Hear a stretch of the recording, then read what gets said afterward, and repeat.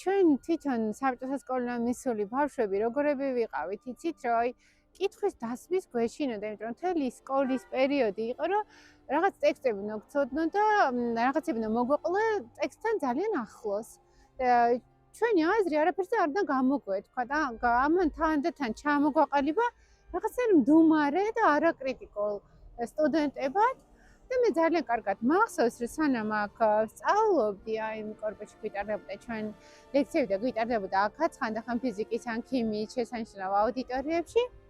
ჩვენი პროფესორი რისმა გორდესიანი გვეუბნებოდა ხოლმე სემინარის დასრულების მერე, რომ კითხვა ხო არა გაქვთ რამე და სულ უნდოდა რომ რაღაცა კითხვა გაგვჩენოდა ჩვენ იმ თემებთან დაკავშირებით, რომელზეც ლექციას გვიტარებდნენ.